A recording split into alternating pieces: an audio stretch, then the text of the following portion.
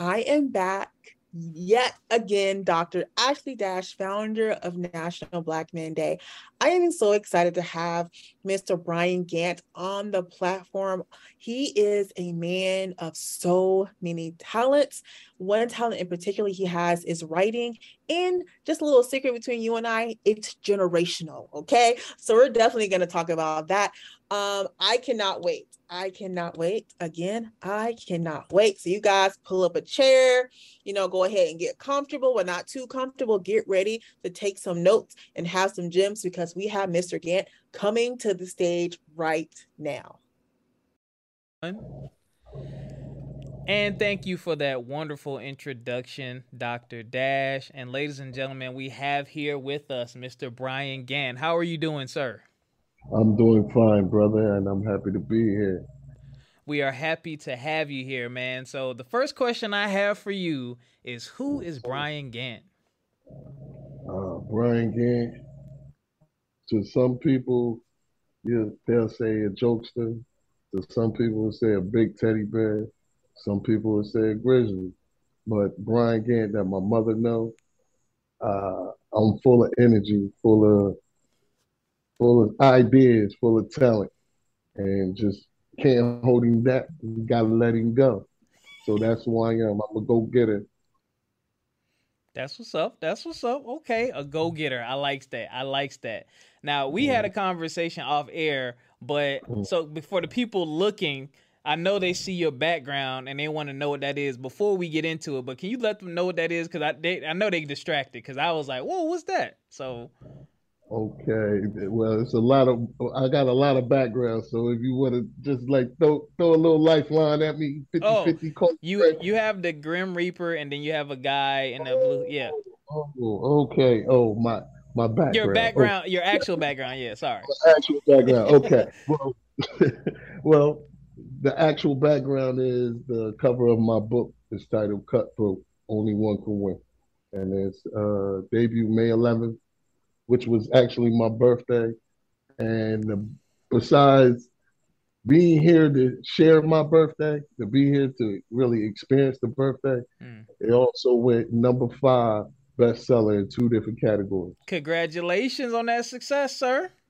Thank you. So that was one hell of a birthday present.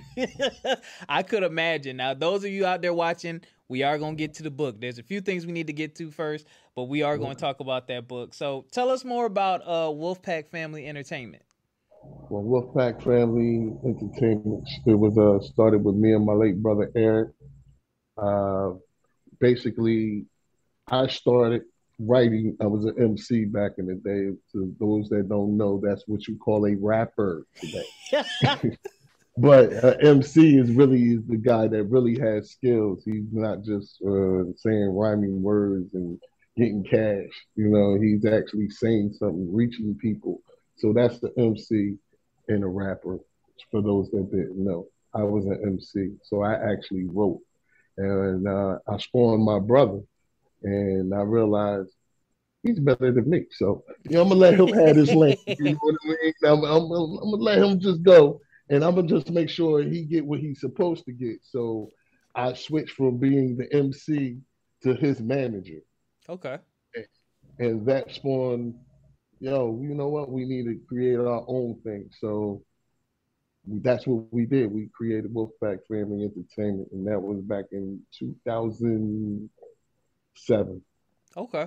Okay, nothing wrong with starting up a nice little family business, working together with your brother. That's awesome, man. And I'm sorry for your loss. I heard you say that your late brother. So, Yeah. and we're definitely gonna give you a chance to talk about him more. So, as far as Wolfpack Family Entertainment, well, Mhm. what have you done under that name that you're the most proud of? Well, under that name, I had a podcast, and unfortunately, I shut it down behind the death of my nephew. It Hmm. caught me by surprise, Sorry and for your loss. thank you. I suffered a lot of losses, but I'm still here. You know what I mean? So it just over time, you had to get yourself together, and I had to regroup quick because I still had, my little ones Hmm. and his sister. And, it was just like you say, you take your hits get up, keep running. It's just like football. Whew. So, you talk about dealing with loss. That's definitely a lot of loss and people definitely close to you. For the Mm. brothers out there watching, what are some of the ways that you dealt with it? What were some of your outlets? Well, a lot of outlets was, you know, some would say self-medicate, but I wouldn't call it that. Yeah. I would leave that alone. But it was a lot of self-medicating. I'm not gonna lie. I'm not Hmm. gonna front. You know what I mean? That's not what I do. You know what I mean? You ask them to give you the truth. At a point in time, you self-medicate, but that don't cope all the time. You still gonna have the problem when you wake up. Yeah. So, the problem is going to be there, but over time, you'll move on. Not saying you always going to forget because you got your moments. You know what I mean? Yeah. So, I just say it like this. If it was easy, everybody could do it. Mm. But you're here, so why whine about it? Yeah. Yeah, very true, man. And thank you for sharing that. And just being real and being honest. I too have dealt with loss. I lost my dad when I was in college, Sorry to hear and I was enjoying too much liquid courage. that. But you Self-medication. Huh. some strong water. But Yeah. it was because I just really didn't have another way or couldn't think of another way to deal with it. But over time, I did level out. I did calm myself and find other things like exercise and meditation and prayer, to get through that. But yeah, like you just said, man, I still have my moments because we loved boxing. We always watch boxing together. So whenever a good fight comes on, man, like immediately I think about my dad. And I know that's gonna stick with me. Not changing the subject, but we will have to talk about boxing when we're done with this. Okay. But see, we'll see, we'll see. Yes, I do want to, for sure, for sure. Uh, Okay, so you're a writer. Tell us about your connection to writing. You have some family ties, correct? right, right, right. My great uncle. No, it's my great uncle. Mm-hmm. My grandfather's brother. He had the first black press in Trenton, New Jersey. Woo. It's a civil rights magazine. It wasn't a magazine, excuse me. It was a paper, civil rights paper. And I actually saw it about, I say about like 17 years back, and it was pretty deep because it had actual events, actual current events, Mm-hmm. like letting the word out. You know what I mean? Because Yeah. that's all we had back then. Yeah. We TV, what they say, it won't be televised. So you know what I mean? So that's what we had. We had underground papers. At the Underground Railroad, we had underground papers. Wow. You know? History lesson. You have a copy Oh, of it, or you just saw it?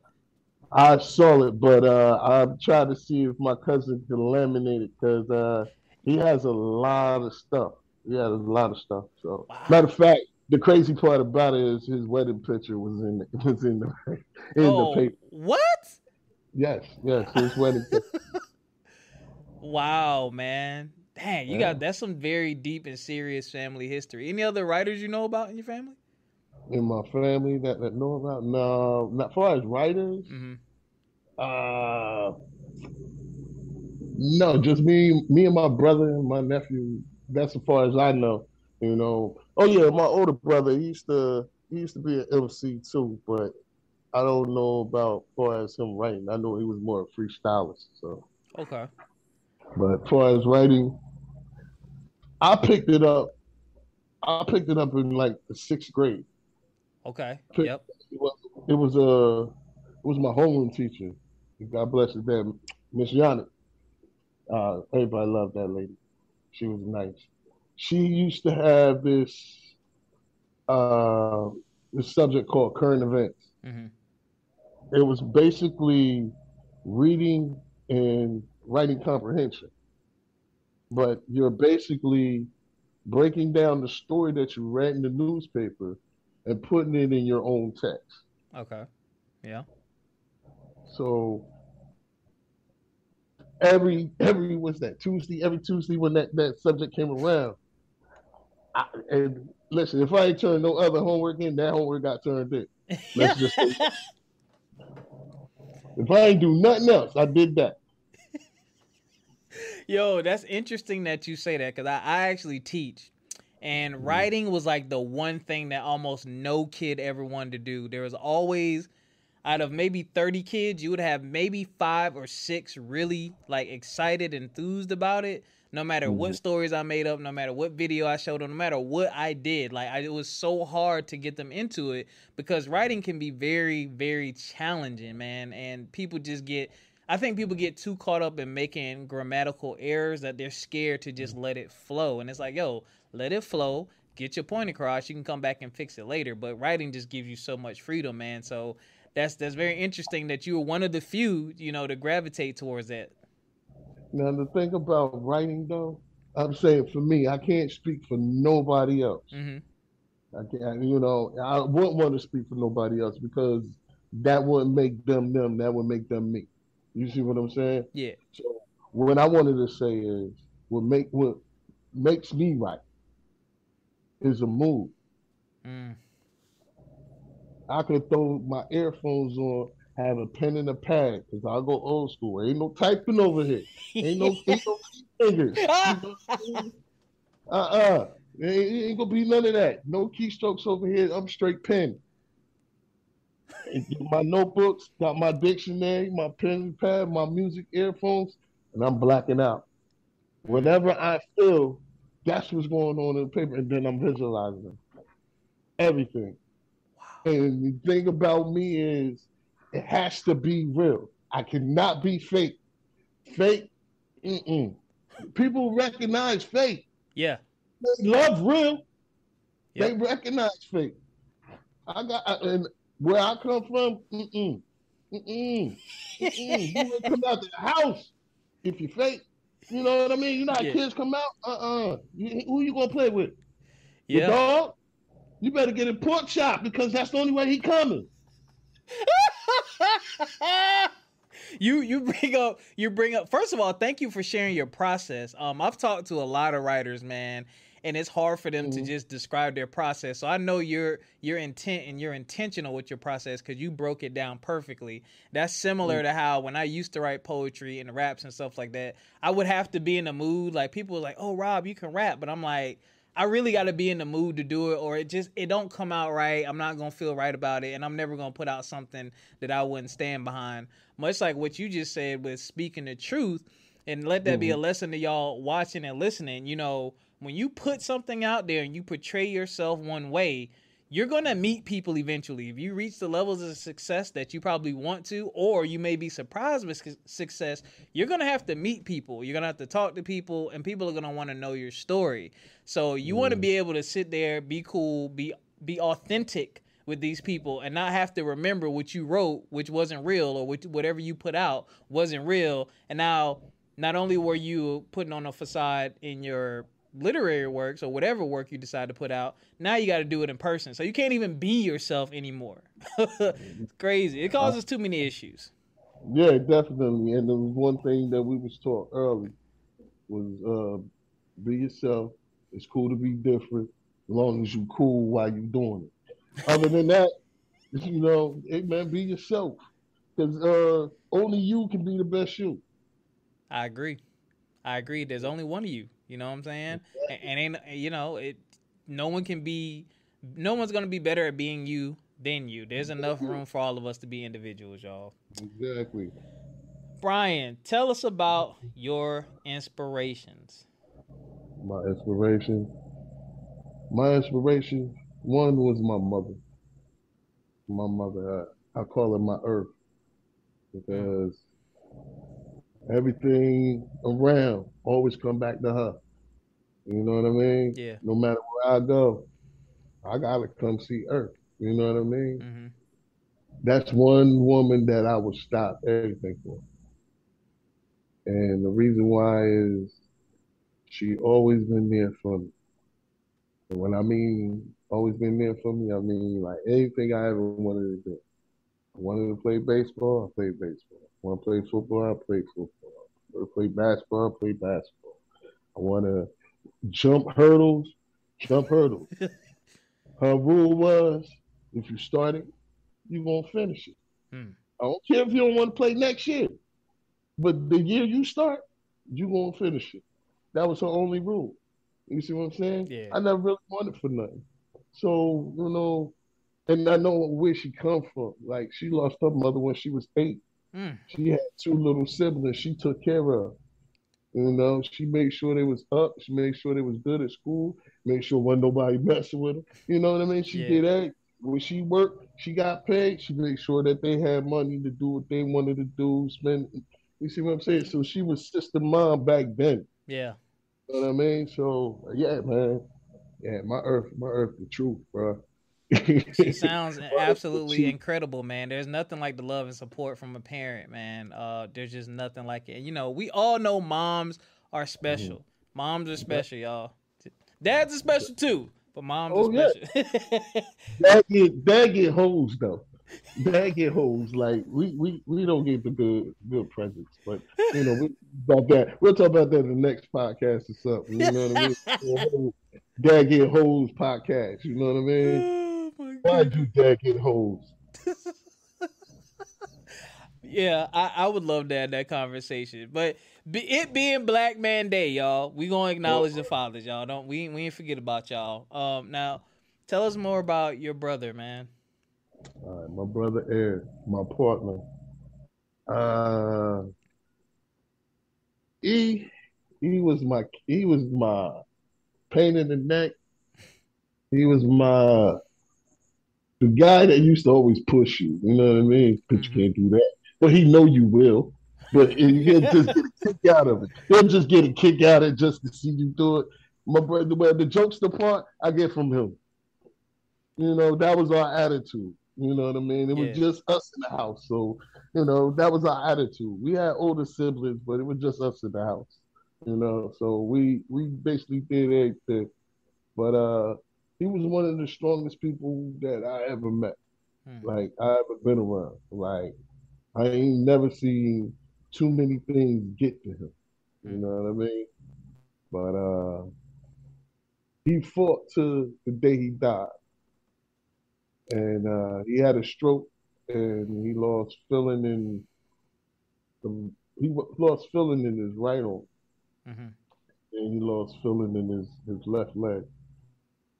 And he was I think he said he was about 6 credits away from graduating. Mm. So he was in the hospital for about 3 months because of the stroke. They performed a trach on him. Then he went to a rehab after he leave the hospital. Like I said, he was in the hospital 6 months. Then he Mm-hmm. went to the rehab. He was in rehab for 3 months. And when he came home, everybody wanted him to rest. But that bug in him, He didn't want to he had rest. to graduate. He had to graduate. Yeah. So that's what he did. He got back and forth to school. A couple people that he went to school with, they was like, if you can make it to the train station, I'll pick you up. Like I'll be here.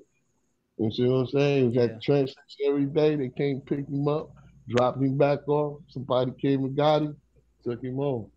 You know what I mean? And he graduated. Man. You see what I'm saying? He graduated, and then 3 months later, he passed away. Man. That's an incredible story. Again, sorry for your loss. And for those of y'all out there listening, this brother's story, which you're gonna get to the next part of the story in a second. This brother's story is already resonating with me on a few levels. But just to think about the determination your brother had, man, illness is something, I mean, you can't always predict it. Right. But when you have an opportunity to recover, it's like, what does life look like after that? And he decided, yo, I'm back to it. I'm going to graduate, man. Where a lot of people, man, that's it. Like, my father was sick before he died. He had type 2 diabetes. Oh, And he fought for as long as he could, man. But he got so sick to a point to where he just wanted to just stop everything. Like he was just tired of being sick, tired of not being able to do what he used to be able to do. but with love and encouragement for our family members, he had a peaceful end to his life, and he got to go visit all of his family down south and stuff like that before he died. But just Mm. because something happens to y'all, whatever it may be, illness, bump in the road, whatever, discouragement, whatever you want to call it, anything that gets in your way, it doesn't always mean that that's the end. We all have a purpose, and we all have that thing inside of us, man. We had that little voice in the head sometimes, and Oh it's yeah. like, yo, come on now. Come on. All right. What we doing? What we doing? So there's nothing wrong with listening to that voice, y'all. Oh yeah. Because Bryan, that save you. The voice will save you. it will save you. It Tell will. us Tell us about your book, man. Tell us what inspired it. Tell us all about the book. We can see the cover of the book right there in the background too. All right. Well, shoot, that's a story in itself. But I'm gonna try to give you the short version, the Okay. short version, because it's a long version. Okay. All right. Well, let's start with this. My brother Eric, Mhm. he had a incident with a police officer, and it just so happened he broke something. My brother broke something, Mhm. and he didn't do any jail time for it. He had paid lawyer and fought the case. Didn't do no jail time. So the officer, said officer, already didn't like that. So there was an incident that happened with a little boy running out in front of a car. Mhm. He didn't run in front of a car. He ran into the car. Mhm.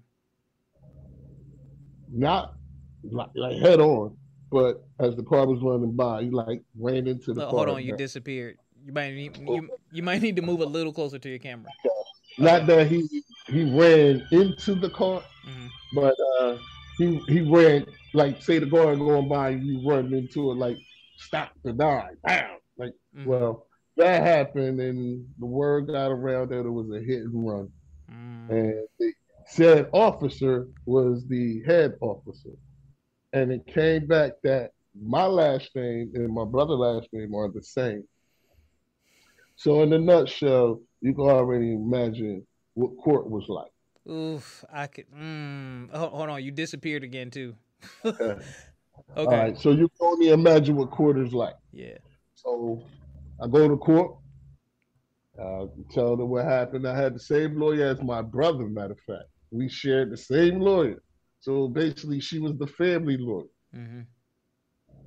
The judge heard my side, read the reports, and they tried to get me to sign papers of stuff that didn't happen. I'm like, no, this didn't happen. Take this out. Mhm. No, that didn't happen. Take this out. They was trying to basically have me self-criminate myself. Mm. So my lawyer basically comes to me and like, look, I can get you probation and got to do this, because it don't look good. So I'm like, I'm stuck. You know what I mean? I'm Yeah. sitting there with my mother. The last thing I want them to see is her cry. You Right. know what I mean? Yeah. So How old were you at the time? at the time I was 20, 29. Oof. Okay. Yeah. Yeah, yeah, I was 29. I was 29 Okay. at the because, as a matter of fact, the day I went to court and was incarcerated was my son's sixth birthday. God Almighty. Yeah.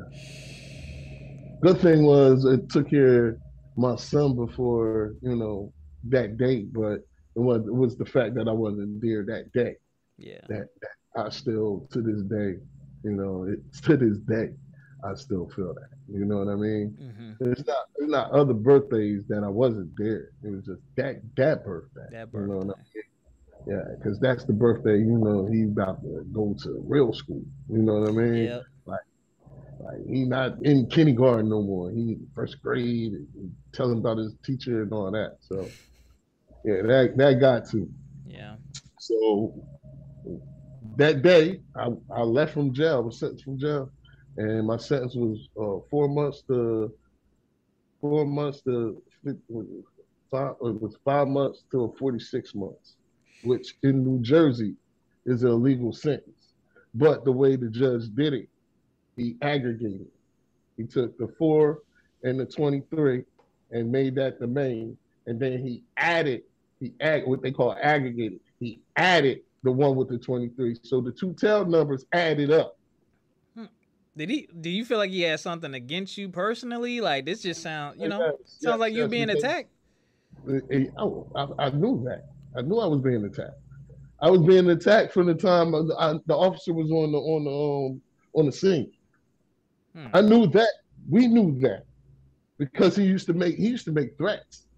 Wow. Yeah, but see, we was the type where really, okay, whatever. You know what I mean? Yeah, like kept it cool. we from the hood, baby. You see what we get pressured by nobody. You see what I'm saying? Yep. Like you want pressure, we'll apply pressure. You know what I mean? Like that mind stays still there. No matter who you are. You know what I mean? Like I could change, but I could change back. I like that. I can change, but I can change back. Hey, that's definite, man. Once you get fight in you, it's always in you. So I was born with my fist clenched, bro. I got pictures. So let me get back to my story, man. But yeah, so I knew I was being railroaded, especially when the judge said he's sending me away for 4 years. And then he had to tell my mother, if it wasn't for the fact that I had the lawyer that I had, he was going to send me away for 5. So once again, dude, you see what I'm saying? Yeah. Like if you're going to do it, do it. You know what I mean? We already know from that where it came from. So when I came in, I'm thinking it's over. You see what I'm saying? Okay, I'm sentenced. I'm in the door. I got to do what I got to do to get out. Yeah. No matter how hard or how crazy that may be, I gotta watch my walk. And to a degree, when I came to chow the next morning for breakfast, I started hearing people calling my name. Yeah.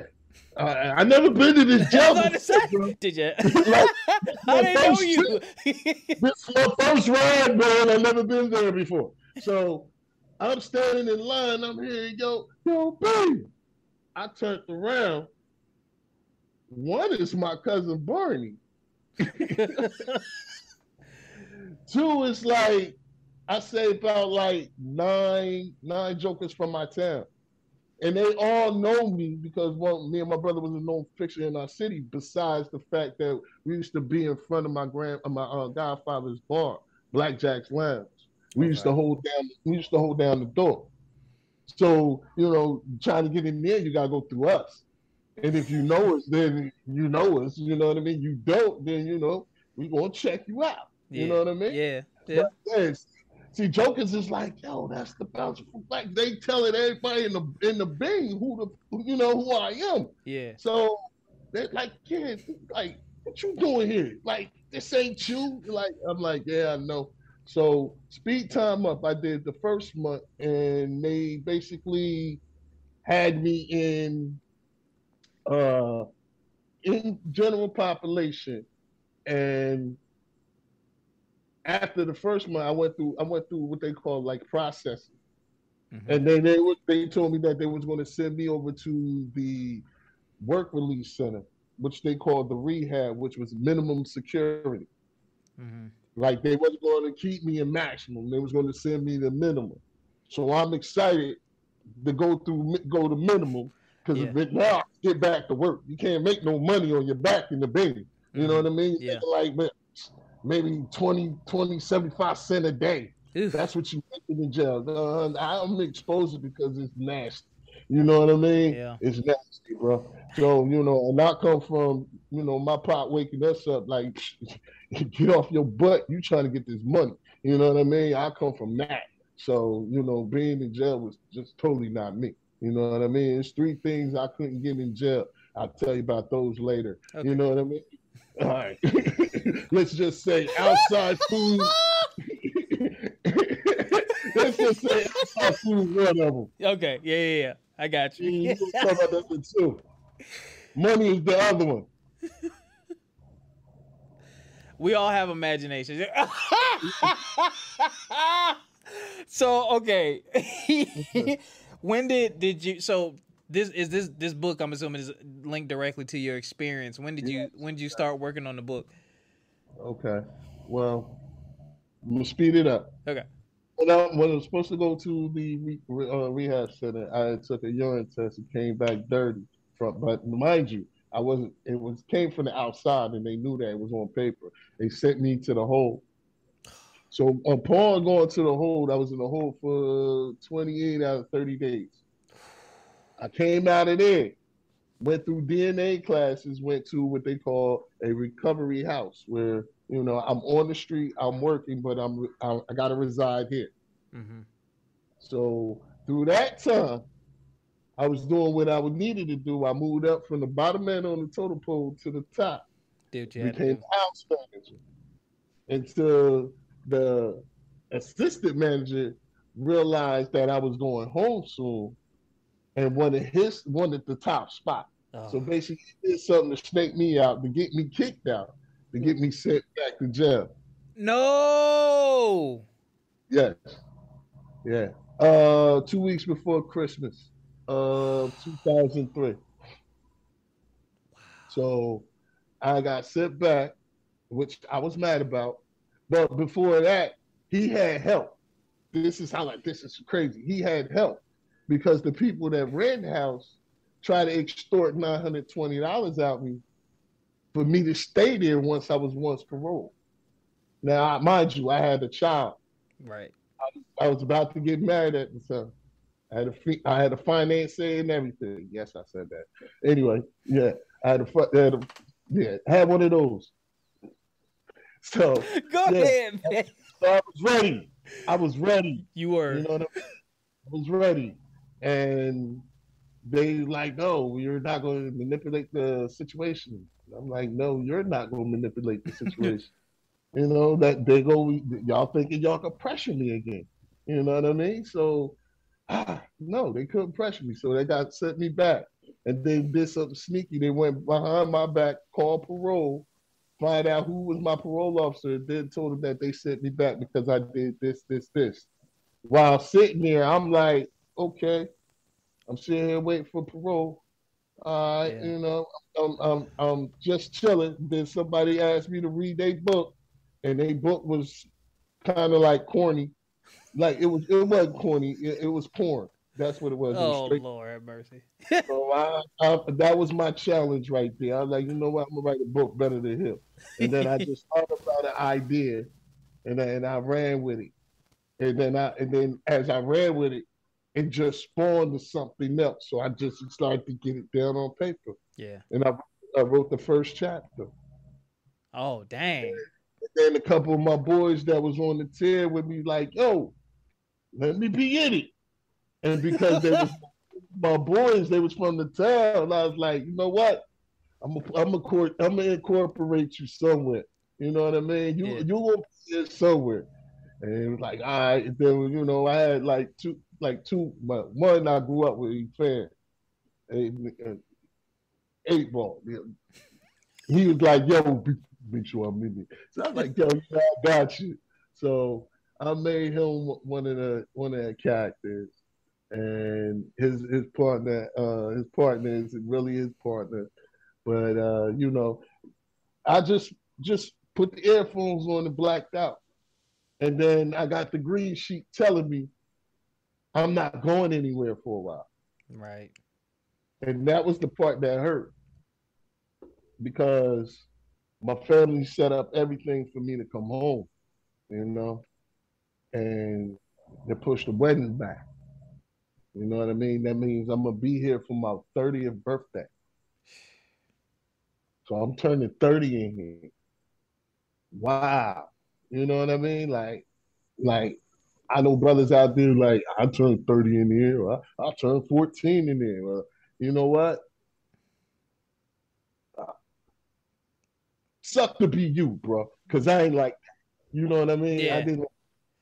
So you know what I mean?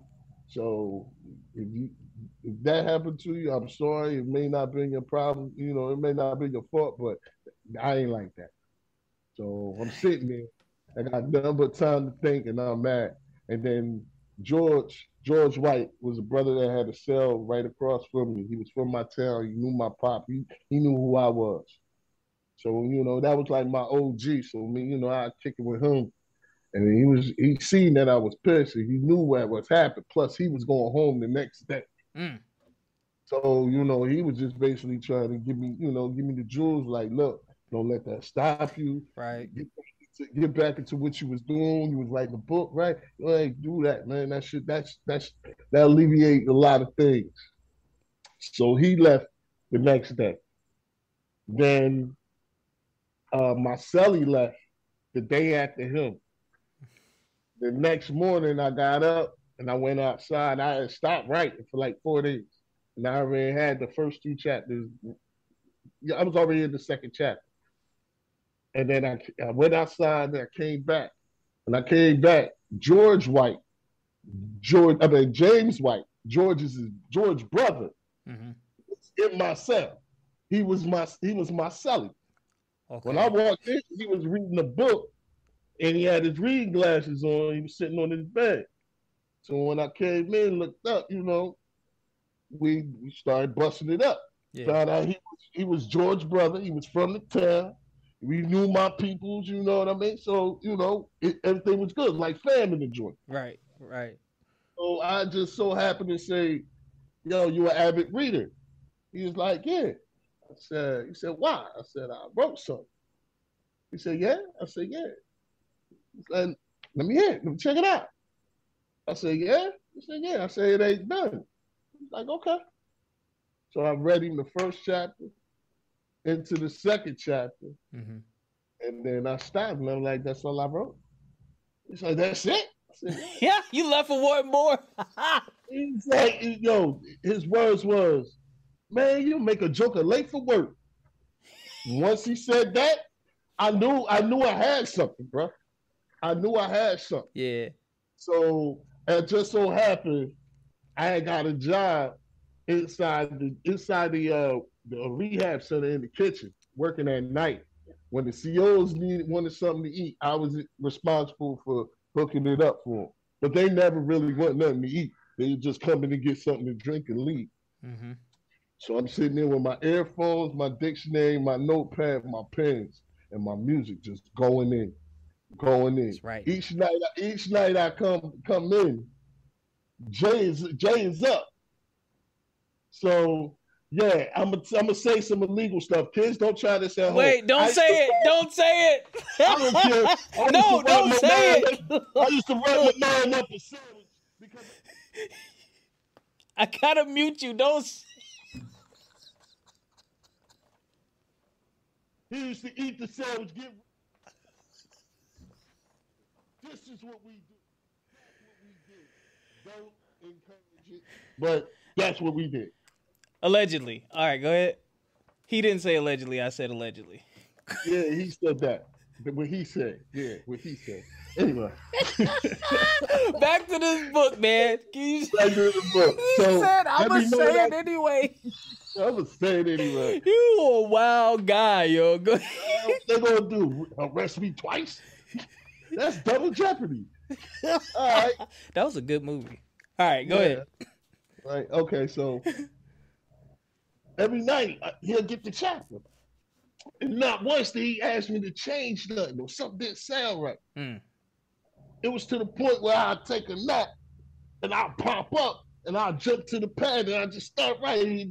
He'll just be sitting there with like, I know that's going to be fire right there.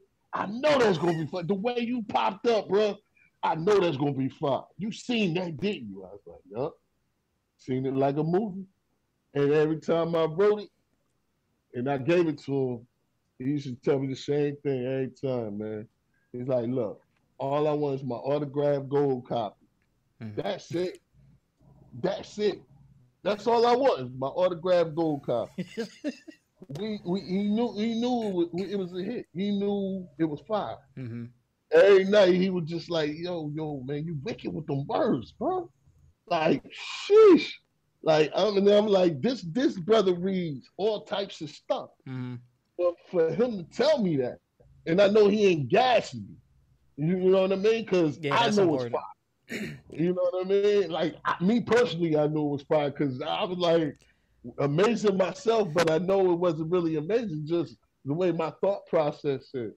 I'm glad you mentioned that too, man, y'all. You got to be confident in your work. Whatever it is that you do, you know, obviously you want to strive to be the best at it, but be confident and be proud of what you put out, you know. And other people, some of your feedback may be positive, some of it may be negative, but you got to know what that piece means to you and what you put into that piece, because everybody not going to get your artwork, but that's dope that you have somebody right there next to you to give you that feedback, especially with writing. Like I know a ton of writers, and it's tough. Like, it's tough for some people, man. You get writer's block and all kinds of stuff, man. It's tough. So I'm glad you had that. Did you finish this whole book on the inside? Matter of fact, I started the book January the 5th of 2004. I finished the book. And mind you that I told you I stopped those 4 days. Yeah. I finished the book 2 days before Valentine's Day. And that was just straight dedication. Every night. I told you, every night I was writing. And during the day I'll write a little bit, finish what I was writing at night, going into the next chapter. And it's 9 chapters. I said, if I can't tell you what you need to know in 9 chapters, there's no need for me to write it. Because you ain't gonna get chapter 32. Like, no, in the book, dude. You know what I mean? Like, my brain, I'm getting system overload over here. You know what I mean? Like, where you going with this now? You know, I got the premise about what, chapter 19. Mm-hmm. So yeah, so that's me. I'm like, I can write a short story, I can write a series, I can write a whole bunch of stuff. But with that one, with Cutthroat was more. I had a vision. I was like, yo, and without giving too much away, I was like, yo, I want a family to go through something. Mm-hmm. Not like everybody else. It's like everybody else, but not like everybody else. Like in a different way. Yeah, we know about this, we know about that, but there's could be something deeper. There's a message involved. Oh, there's a bunch of messages in this. It's a conversation piece. It's a whole lot of different things. It's a whole lot of different things, and that's why people dig it, and I dug it. You know what I mean? It was like that was one of the reasons. Like I had this for 18 years, bro, and I just basically sat on it. I sat on it until I met somebody that basically got a hold of it, and they was like, dude, I could punch you in your neck. How you sit on this for this long? You know what I mean? Yeah. Like I said, you know why? Because I refused to put anything half out, and my cover wasn't on it. And this is where Miss Pam comes in. You know what I mean? This is when she came in. Because 2004 was written. 2008 I got the cover. Well, got the vision of the color. And then about like 2 years ago, I found that picture of the cover, and I colored it in, made it more defined. Mm-hmm. You know what I mean? So they got the blueprint was there. And then when a friend of mine's got a hold of it, and they was like, yo, when do you have this? I'm like, hold up, I got the cover. Because she was like, you got to figure the cover. I said, I already got the cover. And I sent the cover. I took a snapshot and I sent the cover to her. And she was like, oh, wow, you can't prepare. Yes, I can prepare. Well, why? Because it was already a finished product. I just needed to just get it out there. She got it out there. We went through the steps together. She was a helping hand. Shout out to Monica Reed. Um, and boom. You see what I'm saying? She's like, look, here you go. And I'm like, wow. You know what I mean? Like, it moved so quick. You see what I'm saying? Because it was like 2 months, like a 2 month thing. It's like once we got it pressed, You know what I mean? Like the edit copy. Yeah. Because I wanted to fine tune it. It was already fine tuned. I just wanted to glaze it a little bit. You know what I mean? So when it got that, ran through that process, and then I put it out there, and people was like, "Bro, you wrote a book." And those that already knew I wrote the book thought it was another book. And I was like, "No, it's the same book."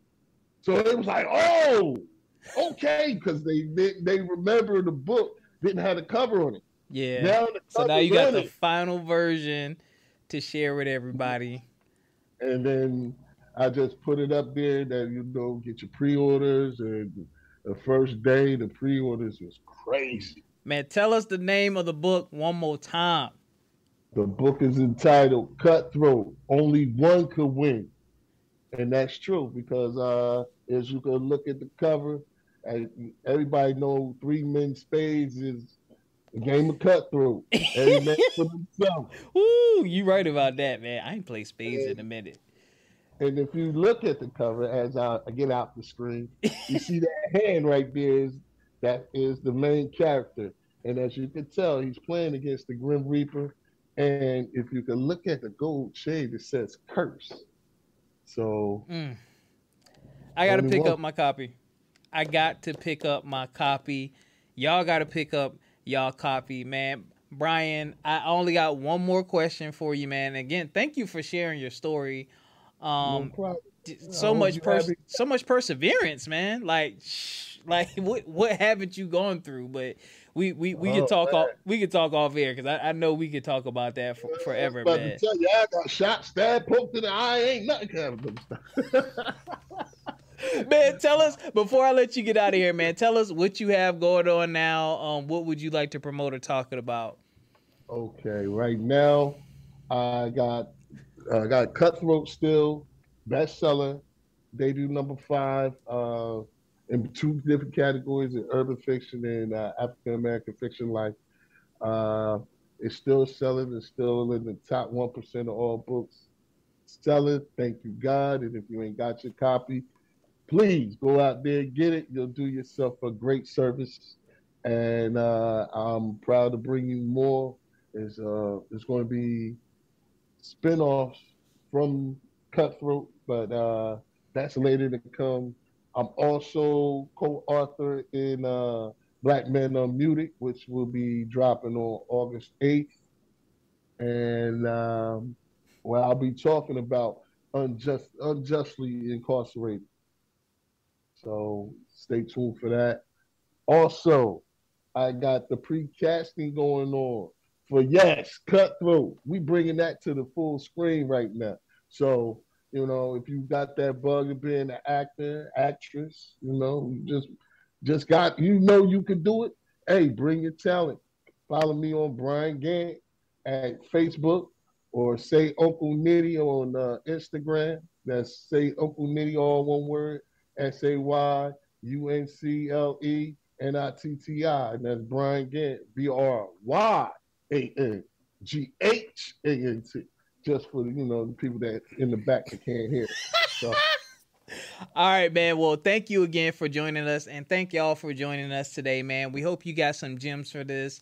We hope you learned some lessons, and we hope that this story inspires you to push through whatever it is that you're going through and to encourage someone else. If it's not you, encourage someone else to get through what they get through, and make sure you connect with Mr. Bryan Ghant. Get the book. You want the book. You got to read the book, because then when the movie comes out and everybody's like, what's this? Yo, you ain't read the book? See you got to make it full circle. Then you get them to buy the book, and then y'all go see the movie together. All right, y'all? Besides that, if you want to audition for the movie, you got to buy the book, because I'm leaving it open. What character can you bring out? There you have it. Take advantage. Take advantage of the opportunity, y'all. We'll catch up. Is giving the opportunity right now. So if you think you can if you got the book, you know the characters. It's over 80 characters in the book, bro. Yes, 9 chapters, over 80 characters in the book. Ooh. Y'all heard that. Everybody got a pick, man. I mean, like, even Wino, he's going to get some shine. You see what I'm saying? So, look, any part is a good part, even if you don't play the lead. with this logo, this merch in the back is going places. And you're always going to be synonymous with it. So don't be afraid. If you got the bug, hit me up. I gave you all everything right there. You can check in Rob's details. He'll leave it there. Yo, get at me. Let's see what happens. All right, y'all. There it is. I got nothing more for you. There's an opportunity for you. There was a story for you, and there was another strong black man sharing his experiences to help y'all out. So we'll catch y'all next time. Peace. Wolf.